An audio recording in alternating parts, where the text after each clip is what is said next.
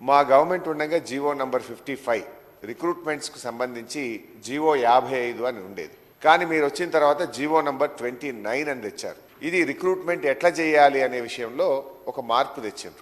దీనివల్ల ఎవరికి నష్టమవుతుందంటే SC, ST, బీసీలకు అన్యాయం జరుగుతాం.